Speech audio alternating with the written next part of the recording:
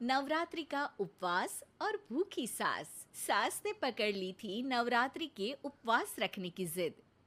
9 माताओं के लिए 9 दिन व्रत रखूंगी। मैया की भक्ति में शक्ति है। मैया हमारे परिवार को अपना आशीर्वाद जरूर देंगी। लेकिन अपना शरीर तो देखिए माँ जी, आपका एक पाँव घर में रहता है और एक पाँव डॉक्टर के यहाँ। फिर से बीमार हो गई तो जय माता दी के साथ राम नाम सत्य भी। अरे राम राम राम, कैसी बातें कर रही हो बहू। राम नाम सत्य हो मेरे दुश्मनों का। मुझे व्रत रखने से मत रोको बहू। वरना देवी माँ नाराज हो जाएंगी। नहीं, तुम्हारी सासू माँ नाराज हो जाएंगी। अरे पर माँ, भूखे क्यों रहना है? देवी माँ थोड़ी ना चाहती होंगी कि उनके भक्त भूखे रहें। और आपकी तो सारी मनोकामना पूरी हो चुकी है ना माँ। लालच है बेटा, लालच बुढ़ापे में भी खत्म नहीं होती। अरे तुम चुप करो जी। तुम्हारी भी उम्र है भक्ति भाव करने की। ज्यादा बड़बड़ की ना तो तुमसे भी उपवास रखवा लूंगी। हाँ। अरे रौद्र रूप क्यों धारण कर रही हो मेरी माँ। रख लो व्रत। ठीक है माँ, बस अपनी हेल्थ का ध्यान रखना। अरे उसकी चिंता तुम मत करो बेटा। मैंने टीवी पे देख लिया है कि व्रत में क्या क्या खाने से शरीर में कमजोरी नहीं होती। अच्छा ही है, वरना ऐसा ना हो कि 9 दिन के बाद तुम मैया के द्वार की जगह सीधा हरिद्वार। अरे, तुम मुझे हरिद्वार क्यों भेजना चाहते हो? क्योंकि अब तुम्हें मायके तो भेजने से रहा। बाबूजी, क्यों माँ को परेशान करते रहते हो? अच्छा माँ, ये बता दो कि आपको व्रत में खाने के लिए क्या क्या चाहिए होगा। सास के सामने सब हार जाते हैं।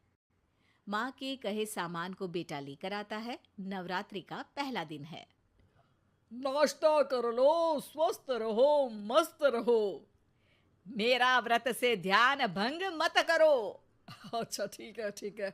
भूख लगेगी तो मेरी तरफ मत देखना। आई बड़ी। तुम कोई खाना हो जो तुमको देखूंगी। आए बड़े। माँ जी, ये लीजिए आपका फरियाली मिक्सचर। इससे व्रत नहीं टूटेगा। अरे इतना सा? दिन भर भूखी रहने वाली हूँ, थोड़ा तो और ला दे। पर ये सब तो सपोर्ट के लिए होता है ना माँ जी, पेट भर के थोड़ी ना खाना होता है। करवा चौथ का व्रत नहीं रख रही हूँ जो कुछ ना खाऊं पीऊं। हाँ यार, ये तो मैंने सोचा ही नहीं। तुम इतने सारे व्रत रखती हो तो मेरे लिए करवा चौथ का व्रत क्यों नहीं रखती? अरे जुबान पे तुम्हारा नाम न रखूं, व्रत क्या खाक रखूंगी तुम्हारे लिए। माँ के कहने पर बहू और भी फरियाली ले आती है, जिसे खाकर माँ डकार मारती है। इतनी जोर से डकारोगी तो दुर्गा मैया भी डर जाएंगी। तुमने तो उनके शेर से भी तेज आवाज निकाल दी। अरे शेर के जैसा पंजाबी मारती हूं मैं, देखना चाहोगे? तुम्हें पता है ना, व्रत रखते समय हिंसा वाली बातों से, विचारों से और बुरी चीजों से दूर रहना चाहिए। सही कहा। बुरी चीजों से दूर रहना चाहिए। इसीलिए तो तुमसे दूर जा रही हूँ, दूसरे कमरे में। सास ने कई सारी ऐसी चीजें खाई जिनसे व्रत ना टूटे। बहू, सब्र का फल मीठा होता है। इसका मतलब ये थोड़ी है कि तू मुझे शाम तक फल नहीं खाने देगी। माँ जी, 1 घंटे पहले ही तो आपने इतना सारा। अरे एक खाता ही बना ले, उसमें लिखा करे कि मैंने कितना खाया, कितना पानी पिया। अरे नहीं नहीं माँ जी, मैं अभी फल लेकर आती हूँ। जोर से बोलो। नहीं माँ जी, मैं फल लेकर आती हूँ। अरे ये नहीं, जोर से बोलो, जय माता दी। सासू माँ एक साथ बहुत सारे फल खा लेती है। माँ जी, इतनी जोर से मैं डर गई। अरे भक्ति की शक्ति की पुकार है। पुकार नहीं, डकार है। हाँ हाँ ठीक है ठीक है। चिप्स और लेकर आना जरा, उससे भी व्रत नहीं टूटता। माँ जी, आज ही सब खत्म हो जाएगा, नाश्ते का ही टाइम है। अरे ठीक है ना बेटा, मैं अब कुछ खाऊंगी ही नहीं, तुझे इतनी तकलीफ है तो। नहीं नहीं माँ जी, मेरा मतलब था कि उपवास में सिर्फ इतना खाना चाहिए जितना शरीर के लिए सही रहे। स्वाद के लिए खाने से तो अच्छा है कि उपवास ही मत रखो। माता जी की कृपा तो वैसे भी बनी ही रहती है। अरे वाह बहू वाह! एक ढोलक और हारमोनियम भी लेकर आना और प्रवचन करने लग जा।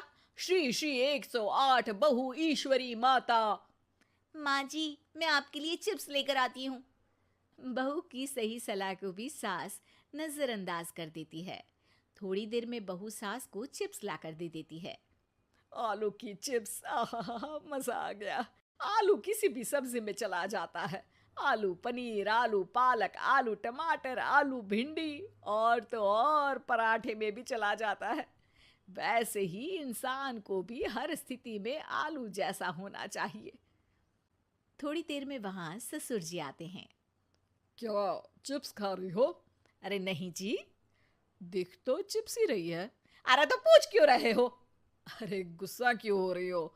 उपवास में गुस्सा नहीं करना चाहिए। और ऐसा तो है नहीं कि सिर्फ तुम उपवास करती हो, हमने भी तो किया होगा कभी। नहीं जी नहीं, तुम तो कर ही नहीं सकते। तुम उपवास में भी भेजा खाओगे और भेजा खाने से उपवास टूट जाता है। अच्छा थोड़ी सी चिप्स मुझे दे दो, मन ललचा रहा है। नहीं, उपवास के लिए है। तुम अपना खाना खा लेना जो भी बने। पूरा दिन सास कुछ ना कुछ खाती रहती है। जैसे ही रात होती है, बस उपवास हो गया, अब मैं खाना खाऊंगी। जो दिन भर से खा रही थी उसको क्या बोलते हैं? बाबूजी क्यों माँ को परेशान करते रहते हो? अरे लड़के, तेरी माँ दिन भर से इतना खा चुकी है कि देश में भूखमरी की समस्या इसी की वजह से बढ़ रही है। और खाने की दिक्कत नहीं है, कितना भी खाए लेकिन सेहत इधर उधर होती रहती है। कुछ ऊपर नीचे हो गया तो तेरी माँ खाने के बाद हाथ धोएगी और तू अपनी माँ से हाथ धो बैठेगा। अरे इत्तू सा तो खाया था, उपवास भी ना तोड़ू क्या? ठीक है, नहीं खा रही बस। अरे बहू तुम ही बताओ, ये इत्तू सा मतलब कितना खाया है इसने?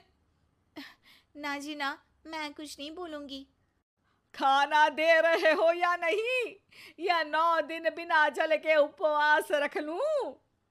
देने के लिए धमकी अच्छी है, सुनने में भी डरावनी लग रही है। पर जैसे तुम्हारी जुबान में स्वाद का खून लगा है ना, तुम भूखी नहीं रह पाओगी। मैं कसम खाती हूँ जी। अरे देखो, कसम भी खाओगी तुम। अरे कुछ और दे दो इसको खाने को। ये ले, दाल चावल खा ले बस। डॉक्टर भी कहते थे कि माँ को आए दिन पेट से जुड़ी समस्या रहती है। बस इसी के लिए घर वाले पहले उन्हें उपवास नहीं करने दे रहे थे, लेकिन जब उपवास करने दिया तो माँ ने इतना फरियाली खाया कि घर वालों की चिंता बढ़ा दी। और जैसा कि घर वालों को डर था, अगले दिन उनकी तबीयत खराब भी हो गई। डॉक्टर को बुलाना पड़ा। अरे जितनी बार आप बीमार होते हो उस हिसाब से तो मुझे एक क्लिनिक आपके घर में ही खोल लेना चाहिए। या फिर क्लिनिक में ही इनका एक अलग कमरा बनवा देते हैं डॉक्टर साहब। बाबूजी, पिताजी, मेरे जनक, क्यों हमेशा मजाक करते रहते हो? डॉक्टर साहब, माँ का पेट खराब है। क्या खाया था? जो मिला जो दिखा सब कुछ। अरे बस भी करो जी। बस तो तुमको करना था खाते वक्त। देखिए, खाना अच्छी बात है और उपवास भी आदमी को रखते रहना चाहिए, लेकिन तब जब शरीर लायक हो। पहले दिन ही बीमार हो गई तो 8 दिन कैसे होगा? आप व्रत मत रखो और खाने पीने पे ध्यान दो। मैं गोलियां दे रहा हूँ। आप भी कुछ खाने को ही दे रहे हो? हाँ, इससे जल्दी ठीक हो जाएंगी, समझ गई हैं आप?